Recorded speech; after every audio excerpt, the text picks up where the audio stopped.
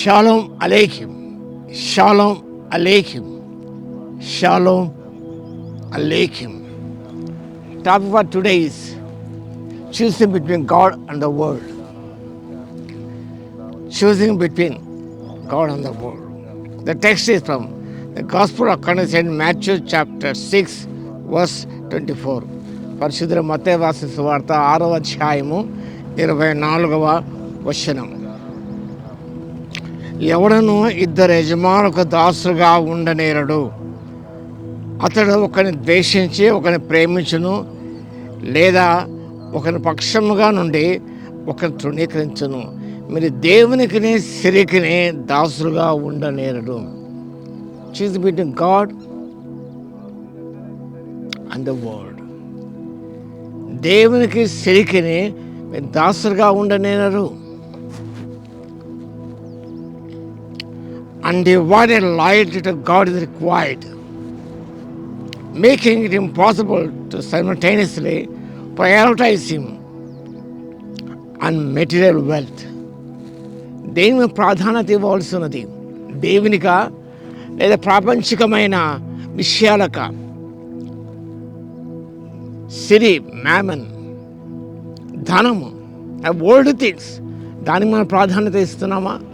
దాన్ని ప్రేమిస్తున్నామా? దాన్ని సేవిస్తున్నామా? ఆరాధిస్తున్నామా?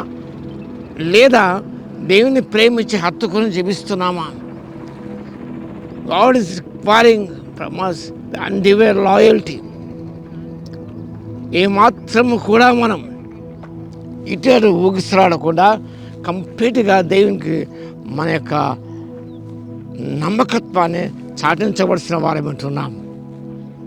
They emphasize that trying to seem both leads to conflict. రెండు విషయాలు గమనించినప్పుడు అవి విభేదిస్తాయి. లోకమైనా ఉండాలి, ప్రేమించాలి నువ్వు, లేదా దేవునైనా ప్రేమించాలి. ఈ రెండు కూడా ఒకదాని కూడా విభేదిస్తాయి. నువ్వు ఇలా ఉంటాను వీళ్ళలేదు, అలా ఉంటాను వీళ్ళలేదు. దేవునైనా ప్రేమించాలి, లోకాన్ని ద్వేషించాలి. లేదా లోకాన్ని ద్వేషిస్తే దేవుని ప్రేమించాలి. లోకాన్ని ప్రేమిస్తే దేవుని ద్వేషించాలి. రెండు అంటే కాదు, వీలు కాదు. అక్కడ డెఫినేషన్ మాస్టర్, ఇక్కడ యజమానుల మాట రాయబడింది. ఇద్దరు యజమానులకు దాసులుగా ఉండనేరడు. ఒక యజమానుడు దేవుడు. కొంతమందికి ఈ లోకమే, ప్రాపంచికమైన విషయాలే వారికి దేవుడుగా కనిపిస్తాయి.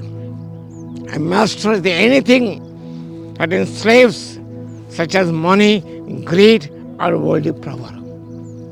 ఒకటేమనగా లోక సంబంధమైన ధనం, లేదా అధికారం, దురాశ. కాబట్టి ఇలాంటి సందర్భంలో ప్రయారిటీస్ ఆర్ వెరీ ఇంపార్టెంట్. దేనికి కూడా ప్రాధాన్యత ఇస్తున్నాం. Jesus is emphasizing the importance of the heart commitment.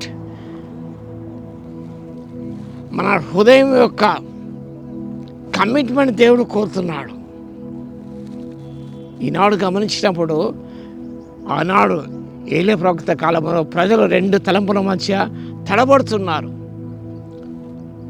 యెహోవా దేవుడైతే ఆయననే సేవించండి, లేదా బయలు దేవుడైతే ఆయననే సేవించండి అని ఆనాడు ఏలియా కర్వారు పర్వతం మీద ఒక సవాలు విసిరాడు. ఈనాడు కూడా చాలామంది రెండు తలంపుల మధ్య తడబడి ఉన్నారు. దేవుడు కావాలంటారు, లోకం కావాలంటారు. అలా రెండు సాధ్యపడే విషయం కాదు. Must give most importance to God and the things of God.